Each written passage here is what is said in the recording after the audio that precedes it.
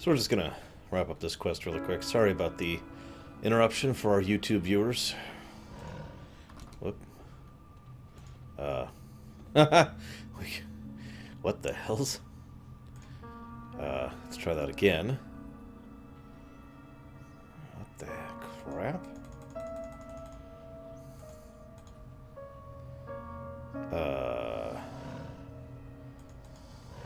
There we go. Anyways. Light be with you. So I ran around finding all three of the guys who were hidden all over the place. Sorry, I was in quite a bit of a rush last time. We killed all three of them. We've toppled a giant today. While the Blackrock Orcs still swarm their spire. Actually, not really.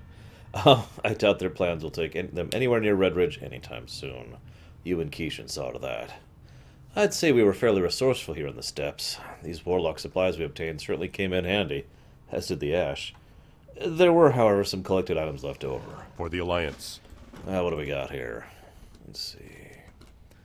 We've got a Golem Smasher, the Belt, the Ember Warg thing, Zelun's Signet, the Obsidian Flecked Cape, and, of course, the Cracked Orb of Dominion. Yay. So with that, the Blackrock Orc clan might as well not even exist anymore. I'm sure there's survivors, of course, but, yeah, there's a reason I call them survivors. I should make sure if I'm online or not. That's a good point. Before we start talking about the Swamp of Sorrows, once referred to as the Black Morass. Excuse me. Oh, makes sense! Hit the road! Okay, jeez. Don't need to yell at me for it, God.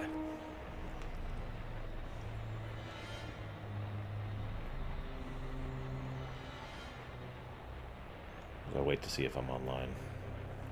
Twitch is being really weird to me right now. Like, really, really weird. The heck are you doing, Twitch? I can't even load my own page right now. Oh, there we go. Okay, my page is loading. So... Nope, I am not online. Wow. Okay, hang on. Let's try and fix that, shall we? Quick sneak peek for our YouTube-only viewers. Although I kind of already gave it away. Oh my god, there's pirates here! So many ships in this setting. So yeah, this is the Swamp of Sorrows. This zone practically didn't exist in vanilla. I mean, it did. There was a handful of quests here, and they were all stupid and dumb and terrible. This is another one of those, can you tell me the story of the zone things? And, of course, you can't, because there wasn't one.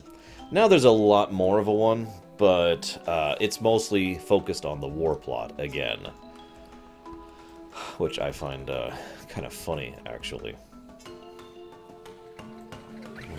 There we go. You break it, you buy Let's it. get some vendoring going really quick. So the Alliance have actually... We'll actually be seeing this. The Alliance have actually established this whole new fortification here to drive the Orcs out of Stonard forever. There were actually two fortifications here back in Warcraft 1. But now there's only the one. Whoop, whoop. Come back anytime. And of course, there's a neutral Steamweedle port here now. So there's the Steamweedle port, the old Orcish port, and the new Alliance port. I shouldn't call them ports, but, you know, towns, whatever. There's also the Arborage, which is basically a neutral area, at least it used to be. And of course, there's the Blasted Lands. But I don't want to get too far ahead of myself now, do I? Let's see if we can get ourselves live, shall we? Let's see what happens. We're going to go ahead and hit start again. For, I guess this is the third time now, trying to go live here. While I adjust the heating pad on my back.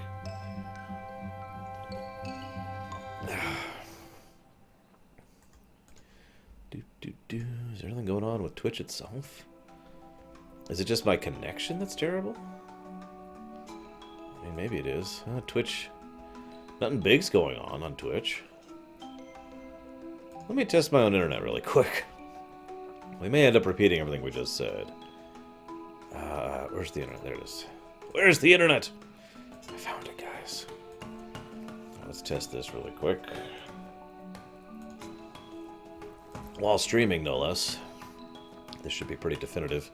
Yeah, okay, so we're not connected still. We're going to try one more time here. Yeah. Internet connection's fine. Let's try one more time. If this doesn't work, I'm going to try something else to get connected. Because this is getting a little silly. This is our 4th time now, trying to get connected to Twitch. As much as I'd love to do a Lorerun completely just on YouTube, I've technically done that before, with several of my then and nows. But, yeah. Not something I'm too interested in doing for something of this scope and scale. Come on. You can do it. Connect to Twitch. Connect to Twitch. It's okay. You can do it. I have faith in you. Except I totally don't. Oh my god. Okay, one more thing I'm going to try here really quick. Whoa! Okay, like, Twitch is really screwed up right now. Holy crap. The website is slow, the API is down, and the TMI is down. Holy crap. No wonder we're having issues. Damn it. Okay, you know what? I'm just gonna watch that for a bit. Kind of shift this over here. Why don't we go ahead and just push through some quests while we talk about this, shall we? How's that sound? So, goblins. Yo, Time is money, Hunter, and I got plenty of each. What can I do for you? be good. You know, I got problems you might be able to help me out with around here. See, in addition to my fine pursuit of arms dealing, I'm trying to liven up the entertainment here at Bog Paddle. Apparently there's a bunch of these Makura things that don't take kindly to wild beach parties we've been throwing. Joke's on them. I'm not going to be pushed around by giant lobsters. Here's my next source of revenue. Giant lobster Have a tails. good one. Considering we're pretty sure the Makura at the very least have some basic forms of intelligence, that's kind of terrifying, actually. I mean, really, it's a little messed up.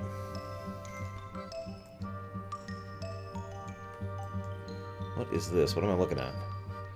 Look at all these beach bums and beach bunnies. Look at this. Oh my god. Interesting. What's up, bro? We were just in the middle of completing our spontaneous beach party when something terrible happened, dude. Had a whole case of Silver Snap Ice, the Baron's own drink of choice, till the silt crawlers stole them. Never seen crawlers drink, but they took them right into the water and into the beach. We need some kind of awesome hero who can retrieve our specifically branded favorite beverage. He stares at you for a moment. That means you, brah.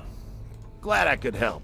Yeah, by the way, I'm from California, but I cannot do a surfer dude accent at all. Sorry, not happening. So, sorry guys. I know you were looking forward to that. Oh, looks like Twitch is doing better now.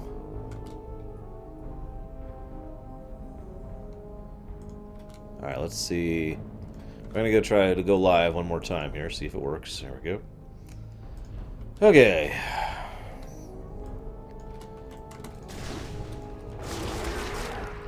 I like how they've just got bottles of the Silver Snap Ice in their claw grips, basically.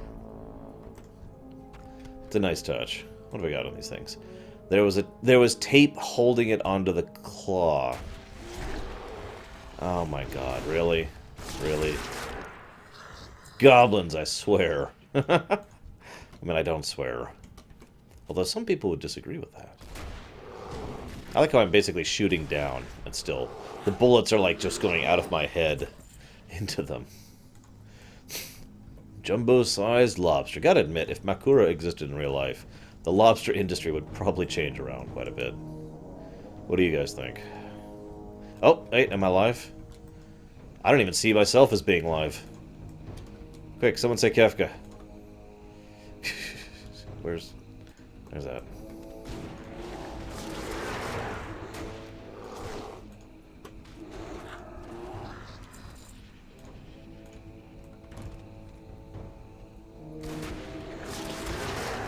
Wow. So that's, let's see, that took us 9 minutes and some odd seconds to go live. That's crazy. Wow.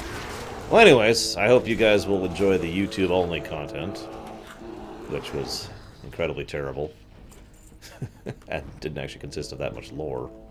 I should have given like all sorts of amazing lore. I should have been like, oh, and then there's this incredible thing. And that incredible thing. And would you believe there's this other incredible thing? It was pretty incredible. So hi, Shiryu, and hello, 7th. We're officially live, finally. And nobody can tell because Twitch is just imploding or something. I'm not even sure what. It's kind of weird, if I'm being honest. And of course we have competition for quests here for some reason. I'm not actually sure why. This isn't exactly the most popular questing zone in the universe. Really, Shiryu. Interesting. Well, remember, I do skip a couple of quests that aren't really lore-heavy on a few zones. Although I didn't start doing that till a little bit into it, when I realized that they weren't lore-heavy and I was just wasting time. It's not like I need the exp. But feel free to do so. I encourage you. See if we can find more of that stolen silver snap ice. What's this? Oh, hey, I can breathe underwater now. Yay. There we go.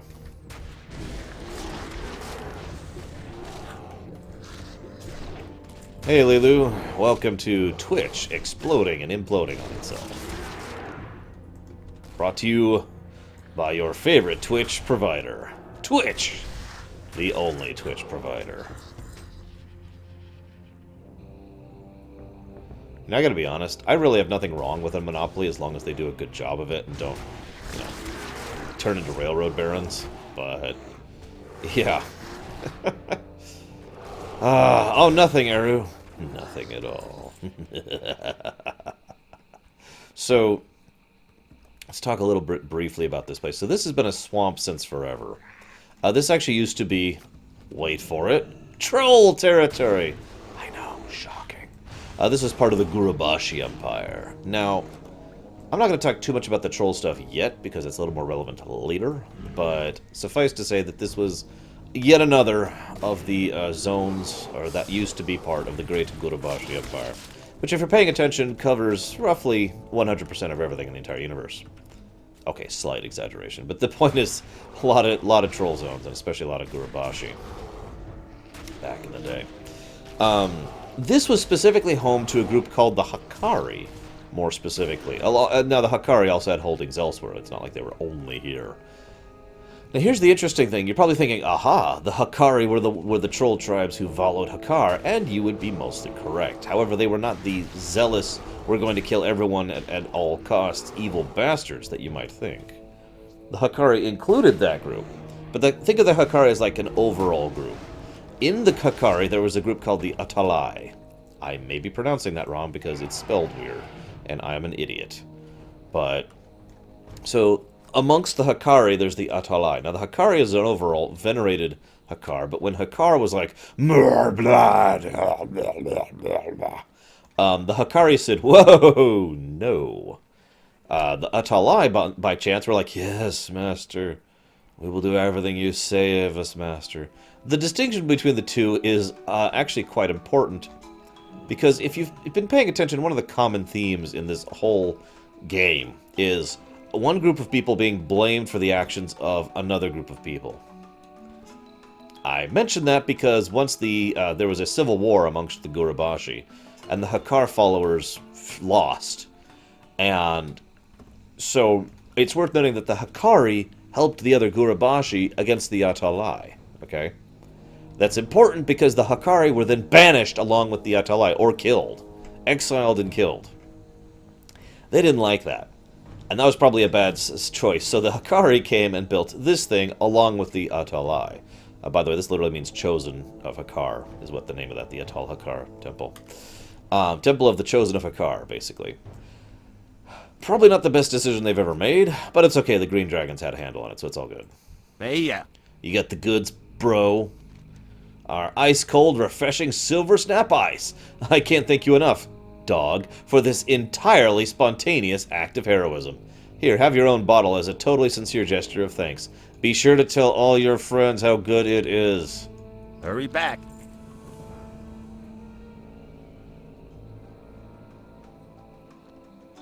Interesting, Malaeus. I don't remember reading about that, but I believe you. I wonder where that lore comes from. Probably, the Clans book, whose name I can never think of. The pre-Warcraft 1 book. You got those tails? Trying to push the hacked up ones onto me. Oh, I can see it now. Famous bog paddle lobster poppers, made fresh from the sea. Oh, this stuff writes itself. Your help is much appreciated, friend. I'll see if I can start cut your people a favorable arrangement, huh? Keep it real. So that's right. We're trying to work together with the Steam Weedle, at least financially, in favor of the Alliance.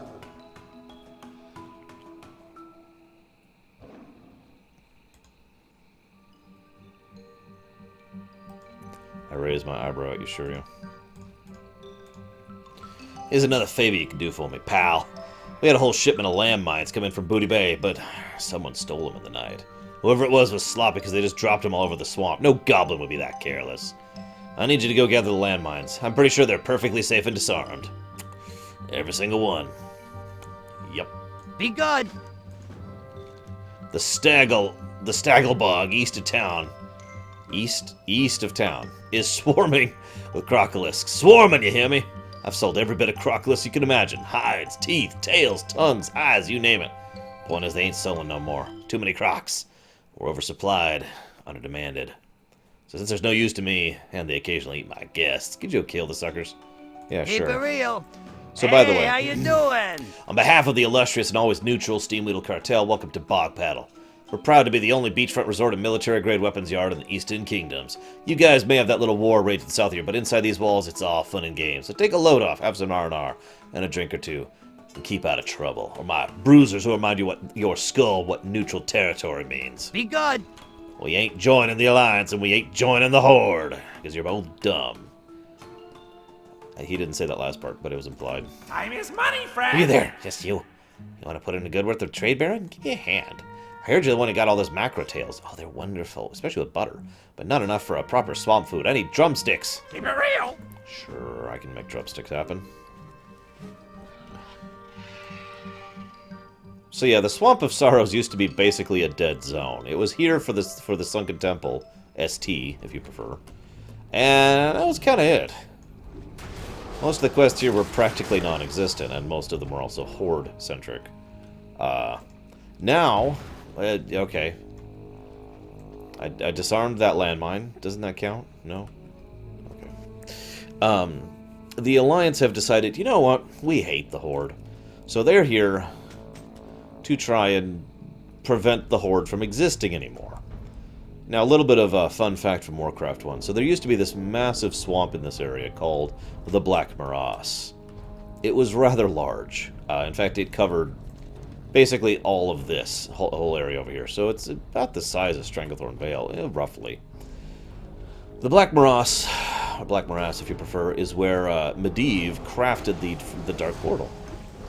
Like, behold, this place will be our pipeline for the demonic horde to invade. Ha ha ha ha. Insert evil laugh here. Thing is, for some strange reason, having an open portal that goes through the nether, leading to a complete nether dimension, that was just left open. And then, of course, the whole massive energies leaking between the two, and the destruction of Draenor into Outland. And long story short, the Black Morass isn't really the Black Morass anymore. It's now two zones. The Blasted Lands, which are called that for a reason, as we'll see when we get there tomorrow. And, of course, the Swamp of Sorrows, which is this place. Now, back during Warcraft 1, this was actually basically the headquarters of the Demonic Horde's invasion. I shouldn't say headquarters, that's kind of a misnomer. More like the primary assault point. Most of their operations came through, went through, started from, initiated, etc. from here. The idea being... Well, there was actually two towns here. Stonard and Rockard. Really innovative names, aren't they? Stonard actually survived the First War. Rockard did not. Rockard was actually destroyed by the forces of Stormwind back in the First War. But Stonard was basically left in ruins for about 30-ish years, 20 years, something like that, quite a while. Until Thrall established his horde and, post-Frozen Throne, basically. And he realized they need some kind of presence in the Eastern Kingdoms. Now, why he chose here is something that will be lost forever to the ages. But he chose here. if you're paying attention, that means there were exactly 3 ports of call. Again, I should stop using the term ports. 3 locations that were part of the Horde back in the day here in the Eastern Kingdoms. The Badlands in New Kargath and Swamp of Sorrows. I mean, just really? Anyway, so Stonard was their big port over here. It was actually rather useful for a Horde. In fact, it's still useful for the Horde in some cases because Stonard is actually a convenient place to get to certain locations, most notably Karazhan. So actually having Portal Stonard on a mage was actually useful for a while. Because it was a quick, easy way to get the Grey group into Karazhan. It was also probably the quickest way for the Horde to reach Blackrock Spire, for anybody doing Ubris, Lobris, Blackwing Lair, or Molten Core, because they could literally just pop the portal, go to Stonard, and it's actually a fairly short flight. It's just there, up to there, bam, in order to get there. So it was kind of the hub of transit for players, but in lore, it might as well not have even existed, because it was kind of pathetic in every way, shape, and form. This was not a particularly tactically or resource or strategically or otherwise useful location to hold on to for the Horde. I point all of that out. Well, hang on. So there's also the Lost Ones who are around here, who we'll be interacting with later, I swear, if we ever finish these first quests. We may not. We may be doing quests for the Goblins forever at this rate. But when we, but several Lost Ones were trapped here after the events of Warcraft 2, basically, when the Dark Portal was shut down, and didn't actually reopen until well, BC actually. There we go. The Lost Ones tried to make whatever of a life they could, but they kind of failed because this is the Swamp of Sorrows. The only reason they really succeeded at existing here at all is because they had no real competition from anyone bigger than them, because who would care about being in the Swamp of Sorrows? I mean, seriously. It's called that for a reason. Now, all of that is relevant to try and explain one of the really important things that I'm trying to get to. To wit, this is kind of useless territory overall. It's one of those godforsaken spits of land that people fight over because the other person happens to be there.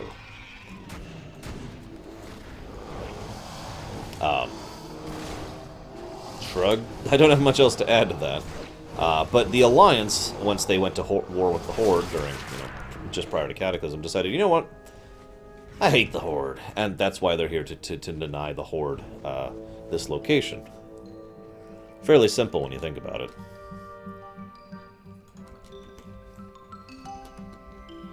And indeed, I could even admit that there's a degree of sense-make on that. Talk to me. You got the drumsticks? Ah, good, good. Glad I could Nom, help. nom, nom, nom. Tasty drum. See, like that, Shiryu? That is a filler quest, the one I just did. But I believe it was necessary for the advancement. Time is money, because sometimes friend. Cataclysm does that. You have to do all the quests to get the next follow-up. So, figured I'd do it while I was at it. Hey, disarm mines. What'd I tell you? Perfectly safe. Let's see about getting them over to your friends at a discount. Have a good one. I'll take an oath. Good, good. Now I can focus on the proper business for the folk at Marshtide and Stonard. Weary from the war, all that junk. You're getting it. You scratch my back, I scratch yours. Well, more like I scratch the back of your whole army, and just a little harder than the backs of the other side. Was that too complicated? Look, what I'm saying is there's a lot of backs, so I'm going to ask you to scratch a few more times. Whoever stole those landmines may have hit our boys on the eastern shore. Check out the camp, and he'll fill you in when you get there. Keep it real.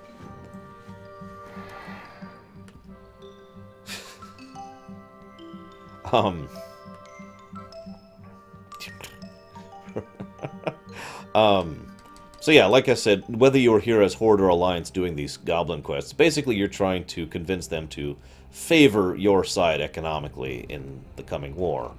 And by the coming war, I mean the war that's actively happening right now between Stonard and Marshtide Watch. The two are just going at it, like non-stop.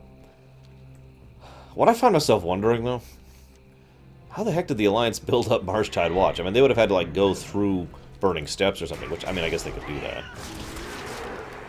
But Stonard had some decent area of control over there. Just look at that. Ah, well, what do I know? Moving on. Aye, time to help the Goblins out, so they'll help the Alliance out, so we can kill the Horde. Oh, do I have a deal for you? That's pretty much what we're all about here, killing the Horde. Or joining the Horde in some cases, but mostly killing them. And the next zone, Hurry back! we will be focusing on some other pursuits. Talk to me! Silver sapping at you? I'm doomed! Oh, he sent you to help me. Okay, that's different. Keep it real! Okay. Oh man, I'm glad someone's here. Things are crazy down here. Crazier than usual. Gilblins! He stares at you silently for a while. You never seen a Gilblin before? They're crazy. Crazier than me! I just blow up stuff for a living. These guys are whacked! Don't know where they came from, but they're an awful lot like fish goblins. Gills and everything. They whapped up my men, and they took our shipping freighter. You gotta help me. Go get rid of those Gilblins. Glad I could help! Any shipping crew I had, you don't see hanging around this camp are dead. These are fine goblins, but what's worse is they're all still out there. It's a tragedy. I mean, it's a tragedy they still have their stuff. Think about all the perfectly good materials and coins sitting there in the water. Hey, you can do me a favor. If you're killing Gilblins, go get the dirty bags off my crewmen. Oh, come on. They're not going to need any more. Be Keep it real. real! All right, let's go. Corpse robbing, apparently, is the next thing on our agenda. Sure. Why not?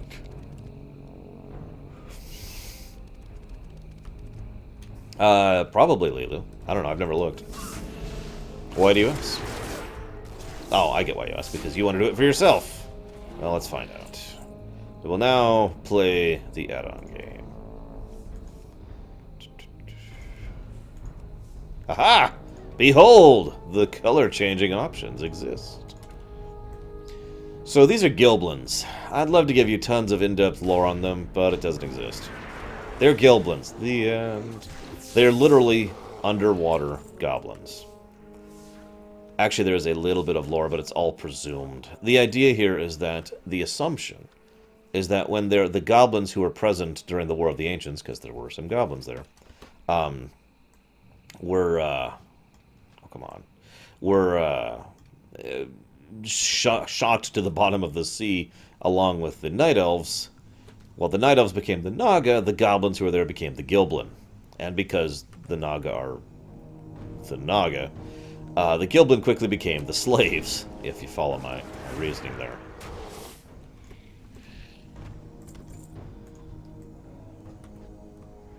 There are a lot of players here. I'm in shock. Mapster. M-A-P-S-T-E-R.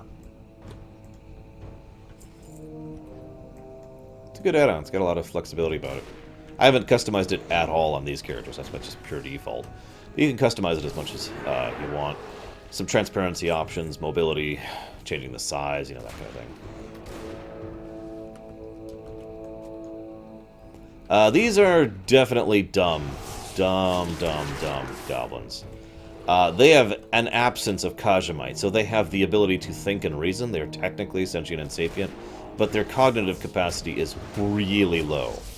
It's one of the reasons they have been maintained as slaves for as long as they have.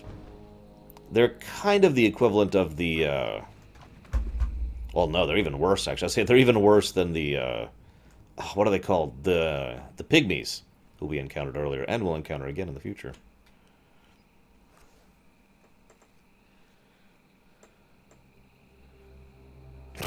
Wow, Nicholas. I'm sure it was fine. I'm sure it all worked out. No! No. God dang it. Alright, fine. No more Mr. Nice Dwarf.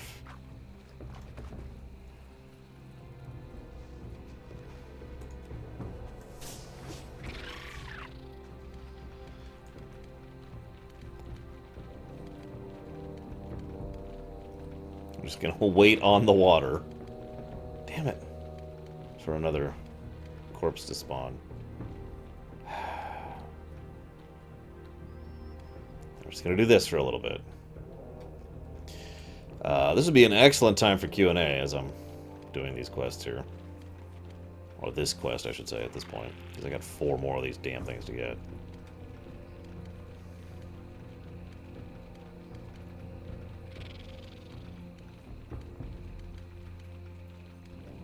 I'm just gonna hang out here.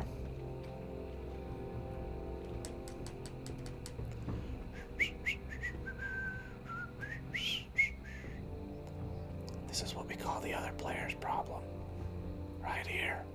If you ever wonder why I say other players every now and again, it's because the fact that every now and again I have to stand here and do absolutely nothing while I wait for stuff to respawn. This is why I think that things should have a quicker respawn timer, so that this isn't an issue.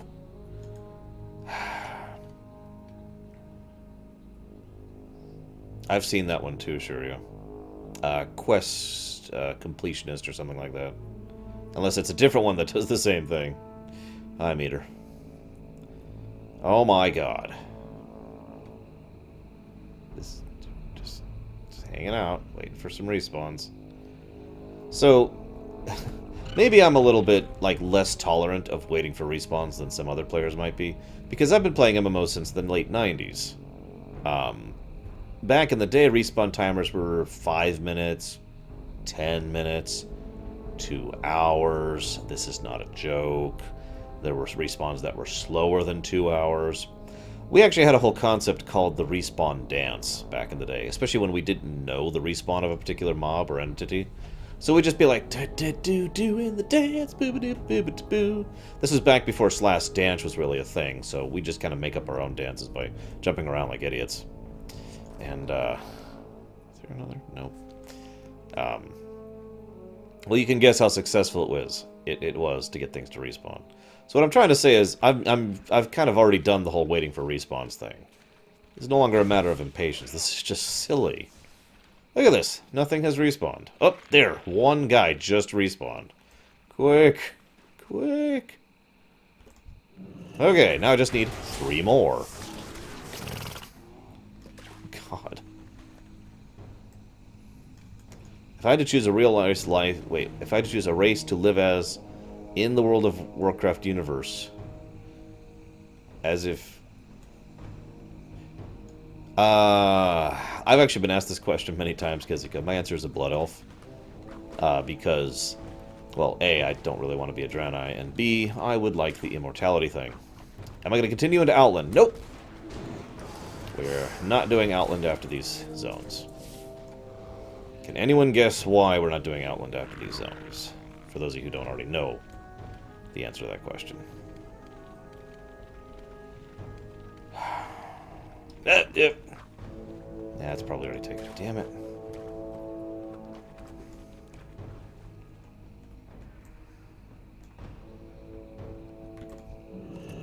Two more. Oh my god. Yeah, we already did Outlands. Or Outland, or the Outland. I've heard people argue about what the proper nomenclature is for Outland. The addiction is being satisfied by the Sunwell, so yes, even with the addiction. All I'd have to do is make a trip back to the Sunwell every now and again. That is a fairly easy price to pay for, you know, immortality. I can imagine that, Shuryu, because I've played vanilla.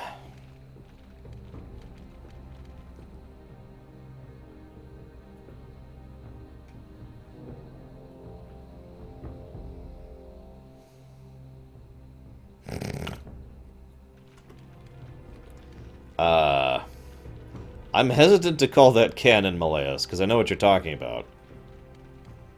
But, I mean, we could call that canon. It doesn't matter that much. The Gilblins have no real lore, as I was describing earlier. That was kind of my whole point. And hello, Kay. You know, why don't I check something here? Now that we're done.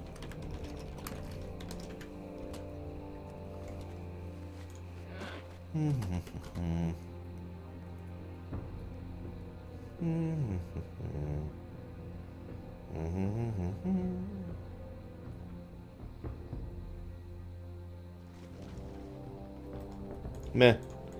Okay, that's what I thought. No other information on the source of Gilblins, so shrug. I mean, really, just shrug. Okay. I got what you need! That'll show those fish-faced freaks. Good work. Glad I could help! You got those dirty bags? Hope you got those goblins there. Wow! I don't know why I said that, but I'm excitable, man. There's a lot of stuff. Hey, you want something? Our trade frigate's still way out there on the water, swarming with goblins. Ah! Sorry about that, but really we need a way to get out there and get their Stafe back. There's quality goods on that ship. Quality, like my middle name. Crazy Quality Larry. Lucky for you, I've got an idea. Head right outside the camp and check along the north wall. My son Jerry will get you over there. Hurry back! Okay, no problem. How's he gonna get me over there? Like a rocket, or maybe... Hey, excuse me, I need to get over there. What's up? Ugh. Glad I could help. Wait, you're just gonna... Yeah! Well, I'm about to die. Ugh! I got the going down achievement for that. That's great. I lost my pet somewhere in that trip, somehow. Not sure why, but, you know, whatever. Which part, okay? I got what you need! I can't do a goblin voice.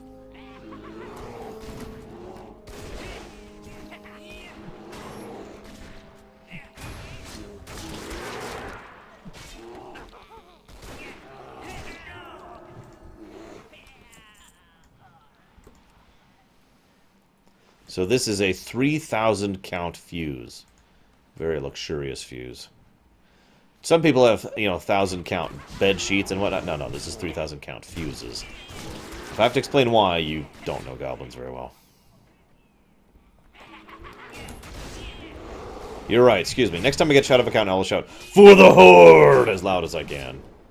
Except I'm not going to do that for as loud as I can, because I really don't want to wake up the universe. What do we got here? Extra pure blasting power. Refined. What else we got down here? There's all kinds of goodies I can loot from this ship. Then I can sell it back to the goblins at quadruple price. Perfect. Yes, you did, Kazuka. And the stack of questionable publications. Improper. In case you missed it, the picture was a rather flaming Draenei-looking... Well, Draenei woman.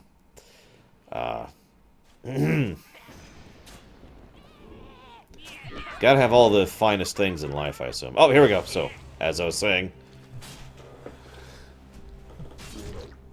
For the Horde! Ugh.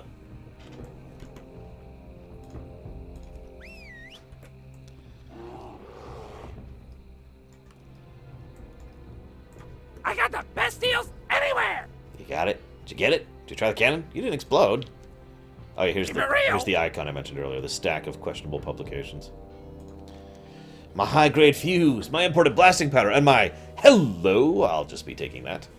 And these are all worth more gold than what you're wearing, you know. Thanks for your help. Hey, while you're out there, the Baron stopped by. He kicked me till money came out. He always does that, though. But this time, he asked me to tell you something.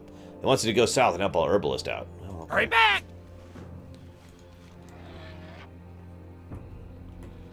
Well, let's talk to his daughter. What's up? Can you shoot me across the bay? If you ever need anything. Alright, just for you guys. For Cosmota!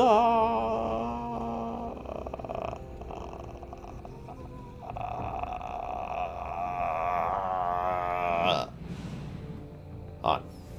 Ahem. Loses some impact when you're trying really hard not to actually yell. Do I have a deal for you?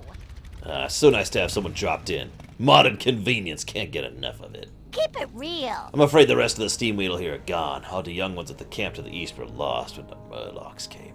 Yeah, it has always been Murlocs on these shores, but not in these numbers. They came in droves in the sea last night, howling, frothing, swarming up the land to attack. We can't have them running around now, can we? Why don't you go put an old goblin at ease and exterminate all of them? Okay, I'll go wipe out a bunch of people because you asked me nicely. Politeness goes a long way. Excuse me, a long way, you know. Funnily enough, one of my favorite Murloc quests in the game, I'd say probably my second favorite Murloc in the quest in the game, is actually in the next zone over, Blasted Lands.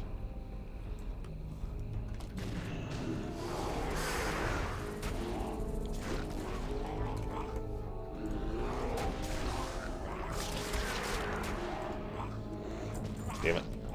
Delivered it too soon.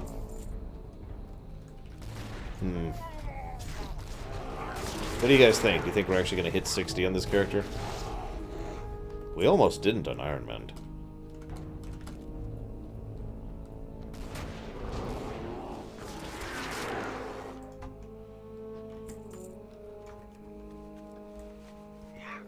I have to admit, the idea of living in this swamp just is... Ugh. This is probably the swampiest swamp in the entire setting. It's just mucky and gross, black, doesn't have natural resources, and is infested by green dragons and dead trolls, and spirits of dead trolls, and the Loas of dead trolls, Murlocs, and giant fiendish crabs, and bugs, and bad toilet paper. Yeah, I agree, Captain Matt. That was a lot of fun. Who knows? Maybe we'll have that plot thread followed up in the future. That would actually be kind of cool. I doubt it. But it'd be cool.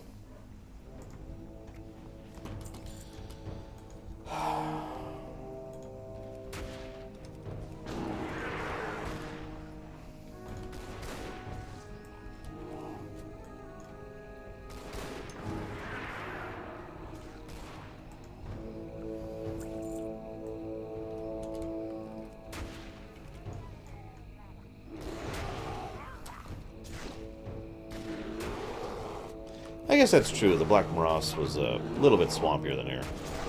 Which is funny because now there's literally no water in that area. Well, okay. When the Blasted Lands was more new, there was no water there.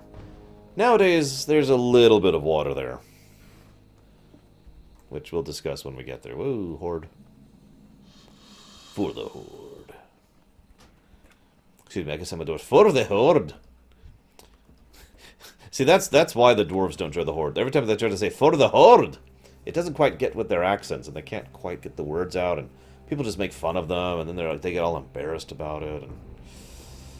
And you're welcome, Layla. I'm glad you like it. What's up? You have to wonder what's out there. This is the coast of the Forbidding Sea, with nothing beyond its reaches, but all these fish look like they got stomped right out of it.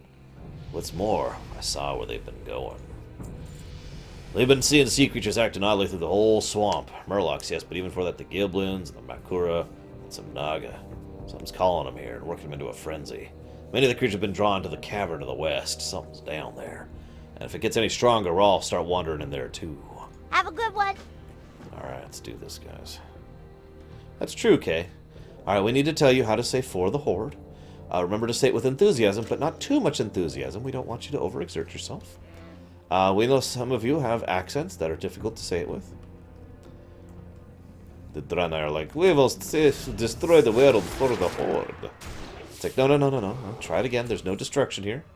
So notice these creatures are all enthralled, by the way. I just point that out, because the automatic assumption would be, aha, the Naga are enthralling these. And yet the Naga are also enthralled. Curiouser and curiouser.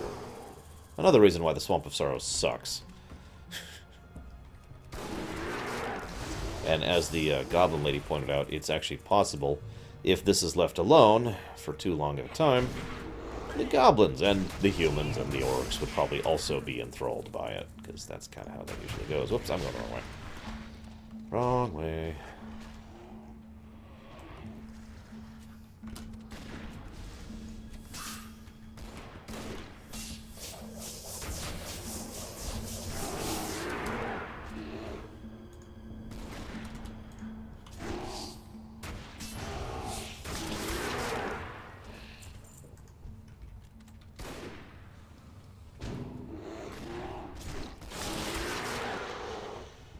Although, honestly, I think the gnomes would have the easiest time saying it. They already say, for Gnomragon! So all you have to do is adjust that a little bit. For the Horde! See? It just slides right in. It's perfect.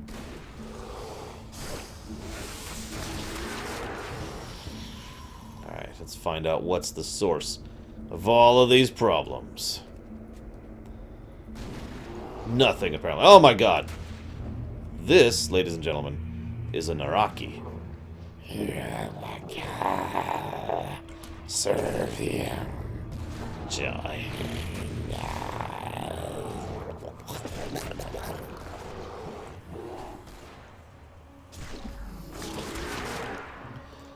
Okay. That's pleasant.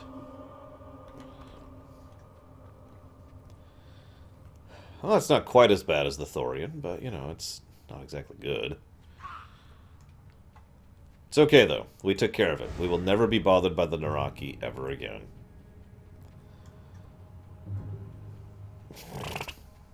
Hey, let me get my Garrosh voice going. Rivers of skulls and mountains of blood. Wait, I got that backwards. Because I'm Garrosh, and I am an idiot! For the Alliance! There we go. Got it. Nailed it. Probably different amounts of damage to their vocal cords, and also different amounts of magical decay, basically. Aha! Potential customer. Oh my. Sounds like you ran across crisis. Quite a sinister being. I wonder what one of those things was doing all the way out here. I settled here well before Bog Battle was founded, to brew my potions and find some peace and quiet. I know this swamp like the back of my old gnarly hand. There's been a change in the wildlife recently. Those winged snakes you may have seen, those are wind serpents. They haven't been seen around here for ages. Oh, they're also prime ingredients. Go kill them for me. Doing business with ya. Oh yeah, sure. Don't take it as a negative sign. Very carefully, okay. Don't take it as a negative sign that wind serpents have suddenly started appearing after not being here for literally years and years. No. It's good. It's good. For those of you not aware, these things are connected with a certain creature you may or may not have heard of called Hakar. Interestingly enough, Hakar, despite basically being connected to the wind serpents, is not actually the Loa of wind serpents, which I find kind of funny. As we've discussed earlier, he is the Loa of blood. As an aside, by the way, I saw something in the D&D book of Warcraft, which makes it automatically not canon, but it was an interesting idea, that the more followers a Loa has, the more powerful a Loa is.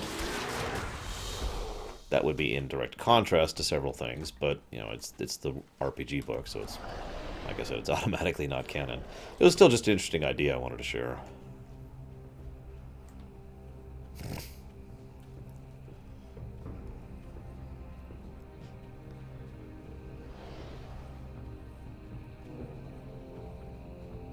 Must kill more things. So there's a horrible question for you. If you had to have a war chief, who would you pick of these terrible, terrible options? Garrosh, Grom, or Blackhand? Really, either Blackhand. They're both idiotic, stupid, evil bastards.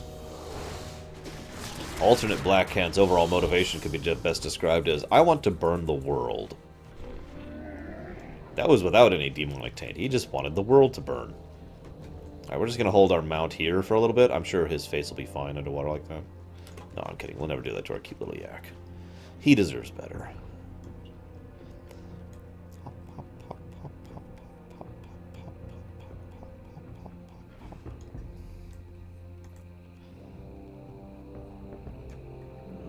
Got the best deals anywhere. Yeah. I ripped out their hearts for you. Oh dear, that's what I thought they were. They might be usable, but it's horrid to have such things in my backyard. These serpents are from the temple of Atal Hakar. I already had a hint. A few days ago, I had a visitor drop by, asked me to keep an eye out for such things. An elf by the name of Atharius. I'm sure he didn't think I could see through his form, but he was a green dragon in disguise. He may well be onto something. He left for the temple. Okay. Glad I could help. Hello, Sororoxus. Welcome to the Swamp of Sorrows. Welcome to, also, the Temple of Atal Hakar. As I already mentioned, that literally means the Temple of the Chosen of Hakar.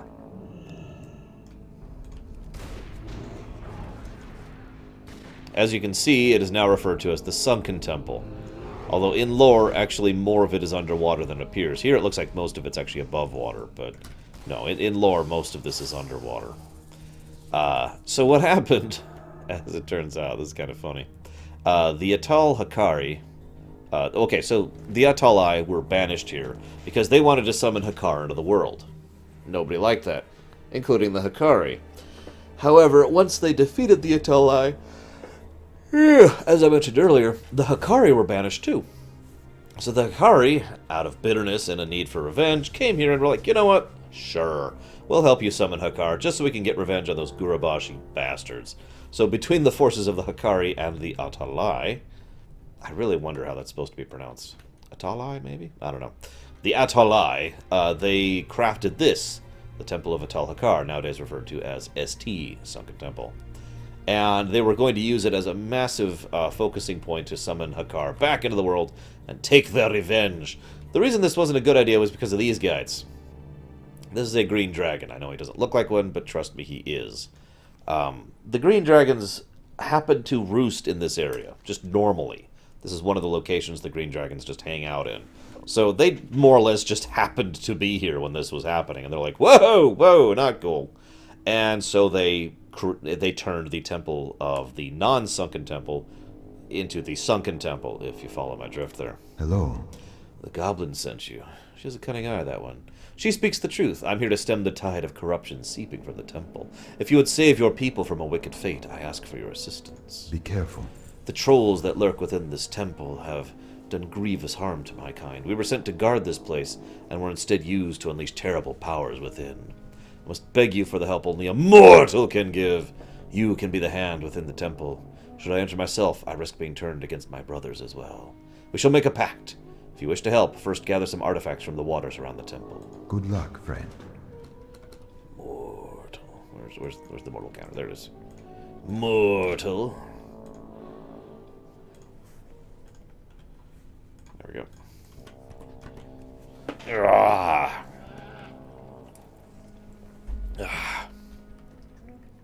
I used to hate this quest. They were hard to see, and there weren't many of them that respawned. So usually this quest took like 15-20 minutes to do. As you can see now, they're a little easier to see, and there's more of them, and they respawn quicker. Debatably, okay. There's a little bit of arrogance involved. Only a mortal can help me now. So it still counts. It wasn't, you know, the, oh, you are a pathetic mortal scum kind of a mortal. So, you know. It wasn't the immortal mortal kind of mortal either, so that's another thing. So, the green dragons, what he's referring to is the green dragons sank the sunken temple. Even more. Yes, by the way, that means there's a temple that sank into the swamp. With the sunken temple having sunk into the swamp, the green dragons actually stayed to defend and protect the area for a bit. Now, this is actually interesting, because for the longest time, we assumed this was connected to the Emerald Nightmare. And in fact, I prefer the outline overall, Nicholas. Or the loot beam. But that's not an option. So here's the weirdity, okay? So the Emerald Nightmare is connected to two things. The Legion, through Xavius, and the Old Gods, because they're the ones who started the Emerald Nightmare. Hakar is neither, and yet the green dragons who came here became consumed by the Emerald Nightmare. There are several possible explanations for that, but it is kind of an eyebrow raiser, isn't it? It's one of the reasons why for the longest time we all assumed that Hakar was actually a Naraki, a faceless one, and a servant of the Old Gods. It wasn't until much more recently he was confirmed to be a Loa. How may I help? Your gathering of these artifacts will be a sign of faith. Once rendered, I will perform the ritual. The essence of the green flight wafts from these artifacts, vestiges of my corrupted kin. In purifying them, I form a bond between us. Step forward and receive the Oath Stone of Izara's Dragonflight. I'll need you to enter the temple first. I can join you once a path is secure, but I dare not enter blindly. Turned against my kind, I would be a vicious enemy. You can start by descending the stairs behind me. Blah, blah, blah, blah, blah. Till next we meet. Well, they did put a decent amount of effort into sinking this thing, okay? It's not like they, you know, didn't. It is also impressive they managed to do that to a group of trolls. But then again, these trolls were weakened because Hakar. Hakar was such a bad deal for the trolls. I will give you infinite power. All you have to do is give me all your power. Okay, man, we'll make this deal. Wait, what? Could you run that by me again one more time? No, it's okay. Just kill you. And then, I mean, I'll kill you. But then you'll kill your enemies. Yeah. Yes, this used to be one of the end game dungeons before, well, before release, basically. I remember when Sunken Temple was added to the game, and people were just swarming this place over and over and over and over. It had the best loot by a wide margin. This is it, the bones of my kin. My brethren are being butchered here, as I thought. Must ask your help before I enter. In the passageway outside this room is, the Chamber of Blood. Here the Atalai perform their dark rituals. They've expected and prepared for my kind for years, but not for you. Enter the chamber. Slay the priestess. Okay. So this is an interesting thing they changed. So that you saw how I got in, right? This is now the entrance to the instance, which actually goes much, much further down. For those of you who never actually did this in vanilla, yeah, this is the kind of place where you had to basically know your way through the maze to even reach the instance portal. And once you got to the dungeon was considered fairly complicated and mazy as well. The new dungeon is much simplified. It's basically 1/3 of the old dungeon. None of the upstairs, none of the middle... Or no, yeah, none of the upstairs, none of the downstairs. Just the middle section.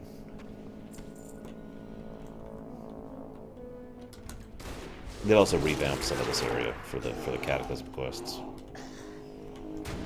I want to remind you we're basically underwater at this point. And by basically, I mean literally. Just keep that in mind.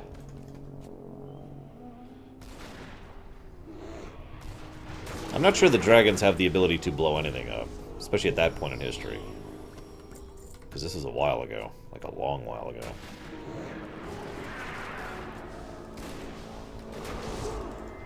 Alright, she's down. Thank you for your bravery. The trolls here perpetuate the fall of my brethren to the nightmare. They infect and corrupt green dragons with the blood of their foul god. Then they harvest the evil within them. They're being farmed like livestock. That's really kind of messed up. This disgusting savagery cannot continue. Maybe it is this way. Return to where you left. Nope, I was right. Take the other corridor towards the Butcher. Gomorrah, the Bloodletter. Okay, I can do that. Whoop, whoop, whoop, whoop, whoop. Is this it? Yeah, I was right. I was right.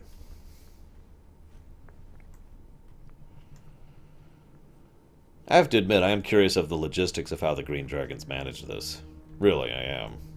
Because I think about weird things like that. So this is where they gather green dragons and harvest them. And as you can see, the green dragons have been corrupted by the nightmare by being given the blood of a Loa. Again, this really doesn't make sense. But whatever. I mean, it's evil, I get that. I mean, Hakar is stupid evil. A deserved fate. You will not find pacifism of the red dragonflight amongst my kin. We will not suffer the intrusion of mortals. Sure thing, buddy. All that stands between me and the temple is the Prophet Jamalan himself, the leader of the Atalai trolls here, a foul manipulator. Know that you do not face a mere crazed troll, but an instrument of forces beyond your darkest comprehension. Why do I doubt that? Yet you do not find alone. My strength and the will of the green dragonflight go with you. Proceed to the den of the collar, left, up, left, and down, yada yada. Okay. I think I know where I'm going for this one. Yep. At least I think so. The green dragon. Where do they kill you? Or wait. And then the Shire was sunk beneath the waves of the sea. The end. As you may or may not noticed, a lot of the Atalai here are actually dead. That's because they're trolls, and as we've discussed many times, death doesn't really have quite the same sting to trolls that it does other races. But yeah, a lot of the Atalai and the Hikari who were here when the Sunken Temple was sunk are the same trolls who are still here. They're just dead, cursed, mummified, preserved, and otherwise still walking around when they probably shouldn't be. In actual fact, back in Vanilla, they were actively trying to bring Hakar back from his sleep, awakening his avatar, which they succeeded doing, but with his avatar destroyed, we end up returning his egg. The avatar of Hakar's egg, which contained all the power of the avatar of Hakar. And we take it to someone all the way over in Tanaris, excuse me. when we got all the way to Tanaris, it's like, aha, thank you for bringing this to me. And it turns out for the hyper-billionth time, seriously, we are so gullible. We ended up being gullible. It turns out the guy who was trying to gather the essence of Hakar was someone who was trying to actually resurrect Hakar, rather than just wake him up in an avatar format. And that led to Zul'Gura being released as a raid, where Hakar was the final boss. Hey, look! Shyamalan the Prophet. You not be getting me that easy. Atalai gonna rise up. He escaped! I should have known it wouldn't be easy. The path is clear. The time to return. You've done well. Shyamalan may have escaped our grasp, but his retreat paves the way for me to enter the temple I desire. Stay where you are and do not move. Okay. Not moving. Ah! I am honored. You've performed a great service for me and my kind. Accept this as a symbol of my gratitude and of your courage. Good luck, friend. Till next we meet. Regardless of whether you assist me within the temple, your people must be told of what's brewing here. North of the temple, humans of your mortal alliance have built what they call the Marshtide Watch. They war with the Horde across the swamp, a raging conflict I can foresee only worsening. It's not my role to interfere in mortal affairs. I simply ask you bring warning to your people of what lurks within the temple. Be careful. Well, first let me add 2 mortals to the mortal counter there. Good luck, friend. Alright, it's time to play Will We Be Disconnected? Da, da, da, da, da, da, da, da. What do you guys think? Are we gonna get disconnected? What am I bid? What am I bid? Ah, no. There we go. What am I bid? What am I bid? By the way, this inlet here didn't used to exist. This is a result of the cataclysm. So the swamp has actually probably gotten a little bit more marshy. And now, as you can see, the Alliance actually have a real dock here because of that. Although I'm not sure I would sail in waters these shallow. That's pretty risky. I mean, holy crap. One stray area and scrape the underside of your boat against some troll ruin, you know. But what do I know?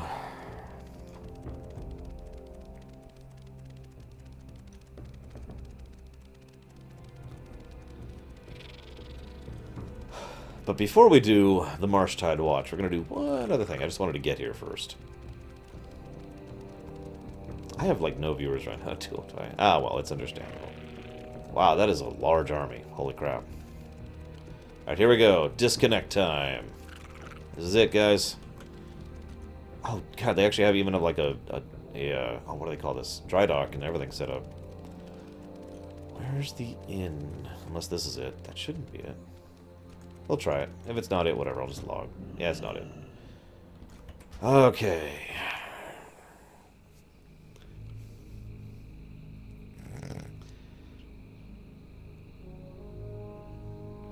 Yeah, no kidding, Mater Madeira. It's funny, because every time the Alliance actually is like, you know what? I really want to do something. They do it, like, instantly. They even usually do it well. It's just funny when you look at things like... I hate to keep bashing this point in, but Westfall, you know?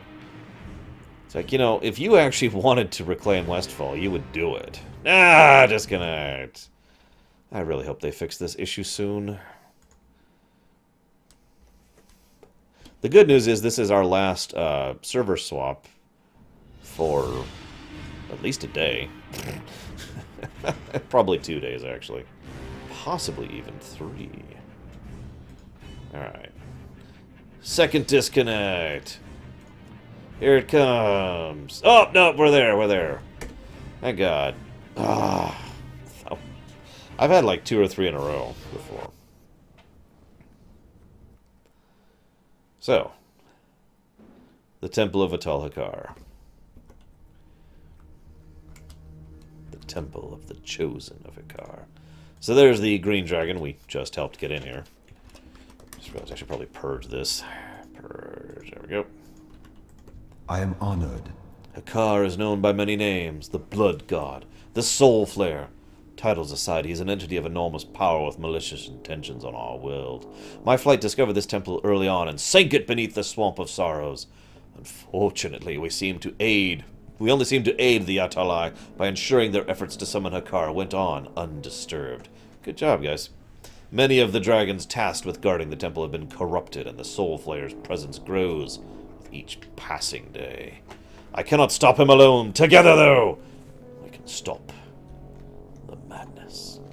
Jamalan, leader of the Atali and the Hakari, has obtained a small amount of Hakar the Soul Flayer's blood. They are injecting it to green dragons to use their bodies to produce massive quantities of the blood necessary to summon Hakar to our world. So yeah, because Hakar is the blood Loa, he needs blood to function, basically. That also means that he needs lots of blood to function, which is what led to the problems earlier I already mentioned. Hakar. The mere mention of the Soul Flayer's name will send many running to the Sanctum of the Fallen. The Atalai have recovered a significant portion of his skeleton and seek to restore him to life. Place this egg in the Sanctum and it will force his summoning prematurely. Good luck, friend. The Hakar blood the Atalai have been injecting into the green dragons has had a devastating effect on the dragons. It appears these former jailers have been corrupted by its presence in their bodies and have become creatures of nightmare. Aranicus, Izera's primary consort and head watcher over the temple, was infused with large quantities of blood and has become twisted beyond imagination. Well, let's go frickin' kill him then. I mean, save him. Yeah, you don't need anywhere near the kind of blood this guy needs. At all. You don't need mountains of blood, okay? So what I meant by the lower and the upper, there's lower down there. You can't, there's a little bit of lower. And upper is actually up there. Although, again, you can't really see it because it's not actually there anymore. So there was basically 3 tiers to the Sunken Temple. And stairways that led between them. And a lot of people got really confused about where was what and how and everything. So it wasn't quite a maze, but it wasn't the most clear dungeon in the world. And, yeah. Fun place, fun place. Let's do... I've been disconnected from BattleNet. Sweet. We're almost guaranteed to crash when we go back then. Awesome.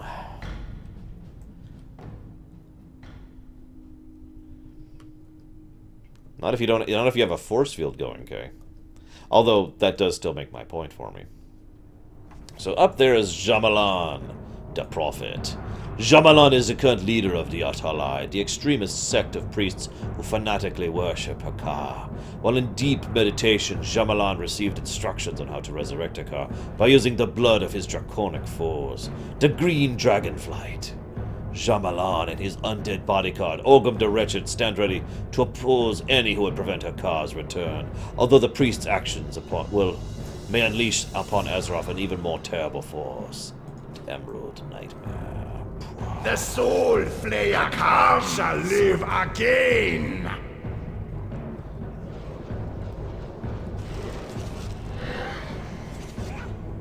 So...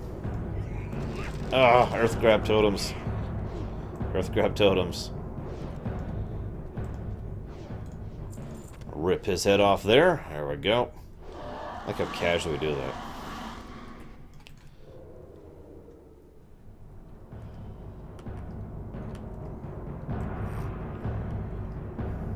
Interesting, meter. Didn't know that. So that was Jamalan. But you know what? We need to make sure that Hakar doesn't return to this world. That would be terrible. I sure hope the Zandalari have no interest in resurrecting him either, because if anybody's going to succeed in resurrecting Hakar, it's going to be the Zandalari. I mean, seriously. But what could possibly drive the Zandalari to be that desperate? I mean, it's not like the trolls as a whole have been so desperate and destroyed as a people that they would be willing to do anything in order to survive at this point. That's just crazy talk.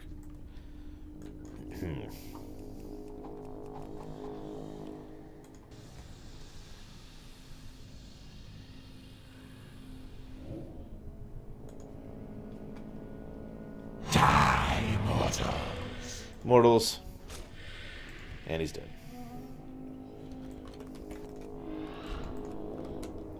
Hang on, I gotta add to the mortal counter again. A lot of mortals around here. Holy crap. Just randomly, all of a sudden. So that was the avatar of Hakar. Hakar was notorious for demanding sacrifices from his followers.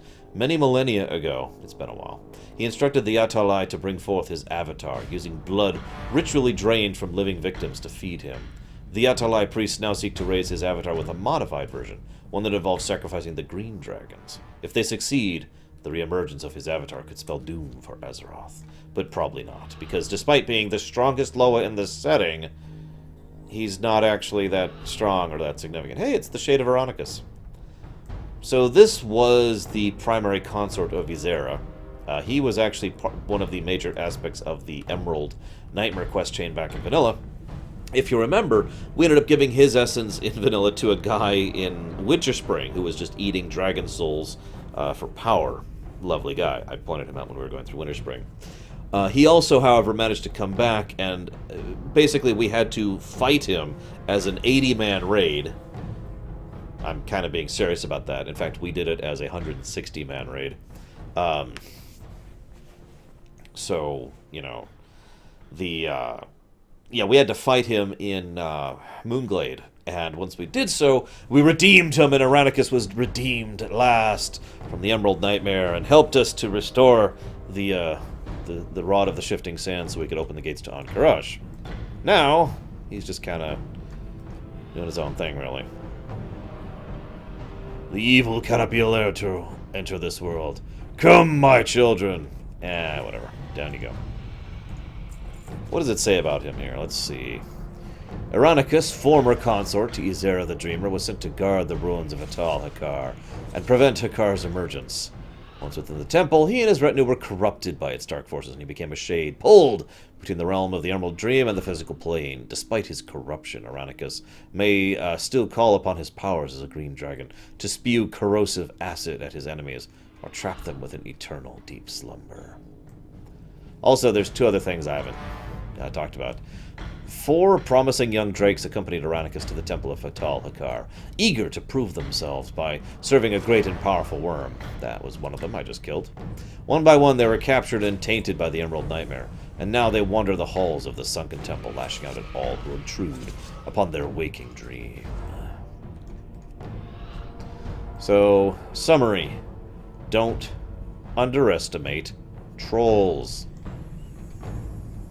Seriously. It doesn't end well. Hello. Were you able to kill Jamalan? I will need proof that the deed is done.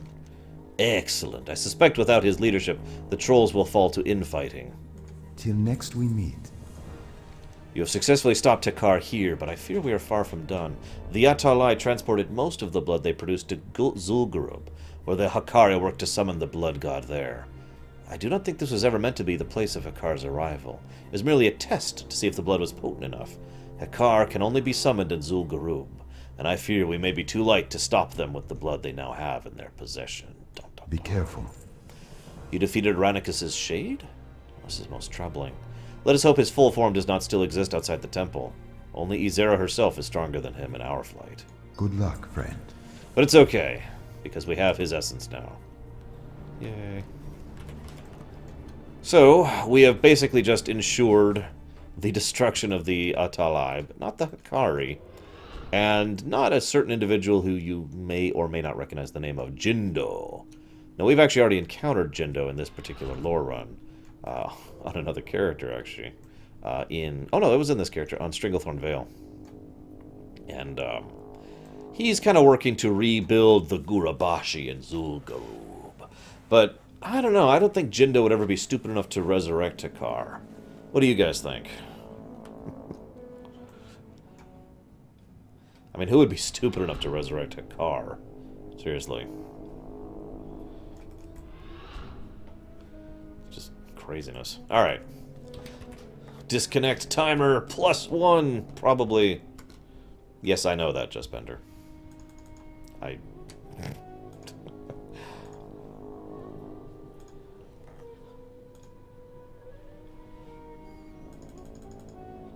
Hey, Kingarian. Nah, Jindo had slightly more complicated plans than resurrecting Hakar. Which is funny, because they're actually probably... Whoa, okay. Yep, we're disconnected.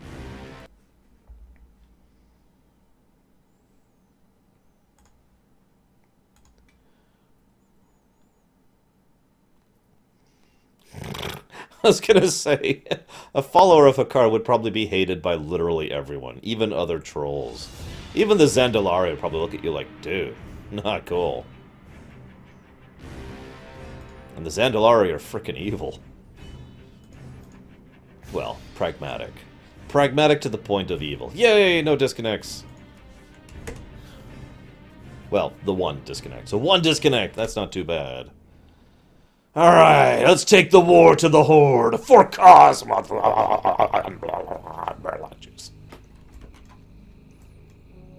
What can I do for you? Trouble within the temple. I wish we could spare forces to deal with it. Unfortunately, we're more busy fighting the Horde than able to deal with something that's actually a real threat. God, where have I heard that story before? Safe travels. Hey there.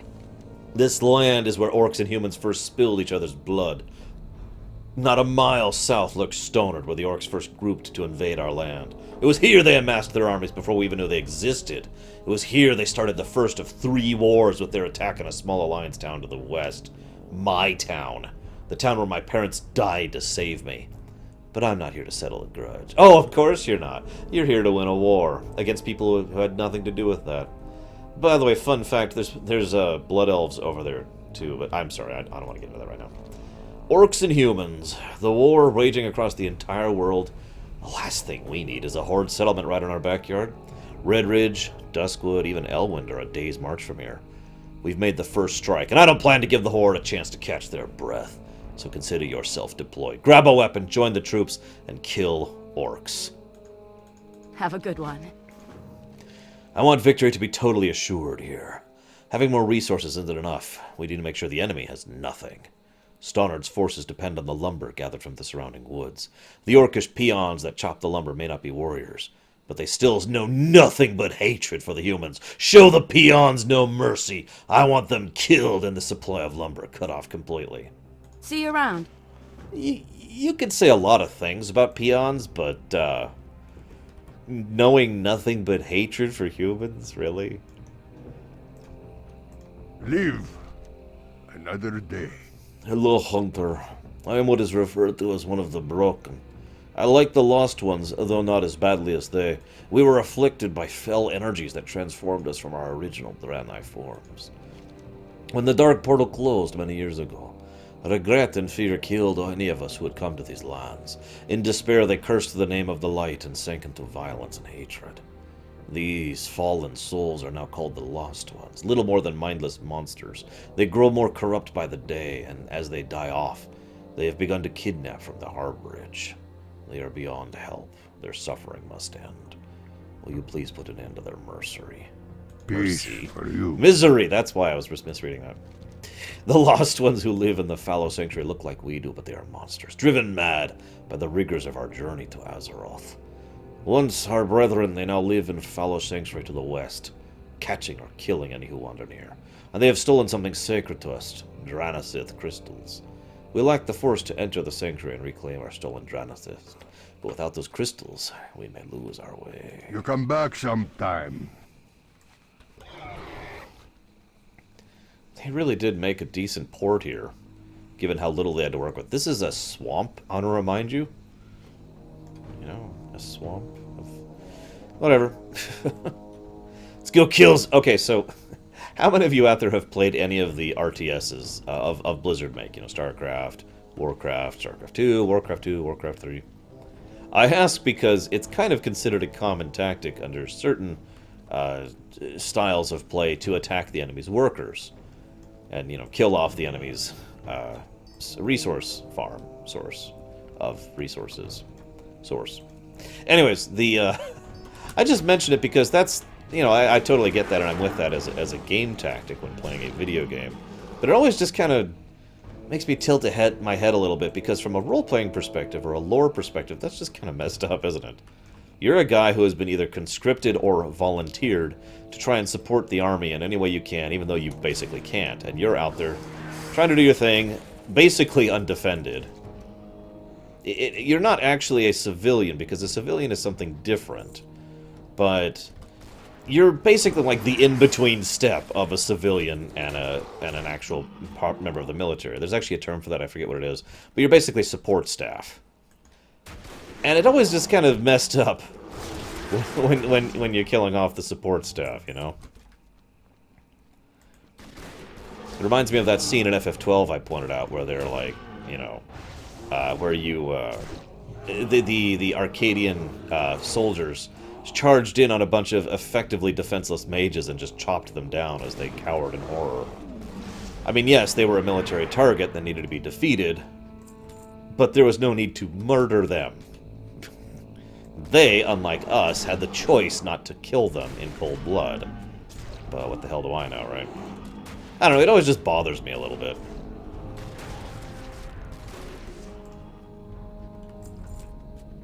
There's a reason why in real life there are such a things as war crimes.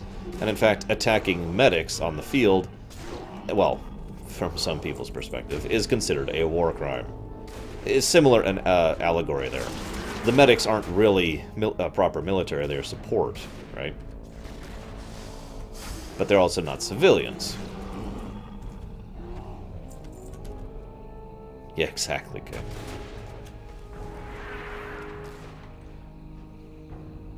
Some people would argue there is no such thing as a civilian in war. Let me make this absolutely clear that I do not agree with that statement. I get the mentality, I just don't agree with it. It's kind of messed up when you think about it. The mentality, to explain it a little bit, is that, well, any member of a nation is passively or directly, or indirectly or aggressively supporting the war effort, whether they're even aware of it or not. And therefore they are a part of the war effort and therefore are not considered civilians.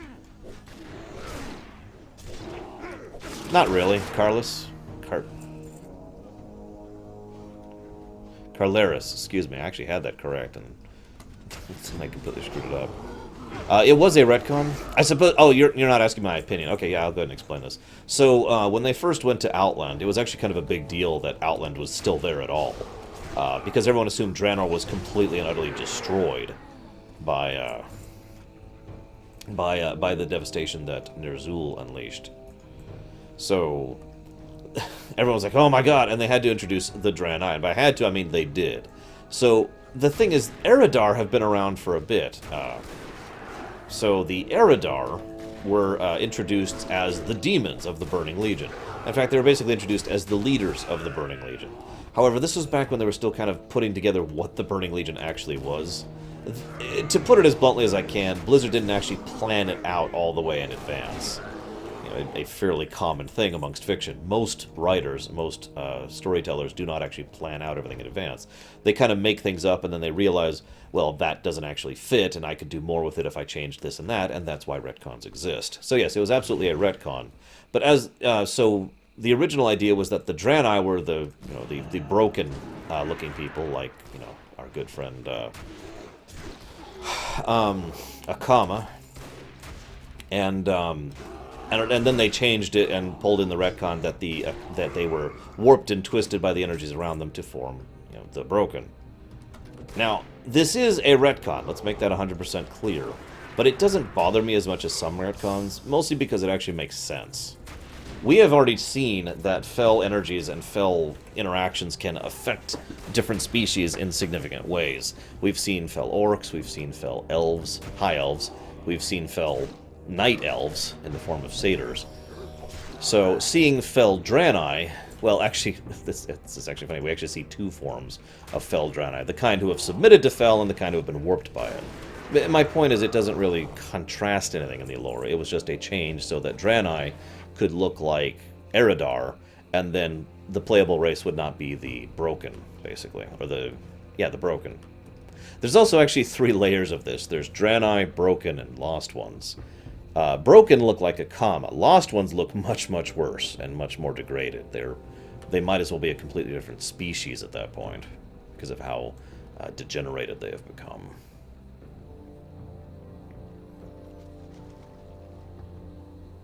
I will admit it seemed like an unnecessary retcon to me. So I'm not 100% sure why they did it. But again, it doesn't bother me as much as it does some other people. This is a Broken, by the way, to give you a visual representation. If you don't know who Akama is or what he looks like, this is what a Broken looks like.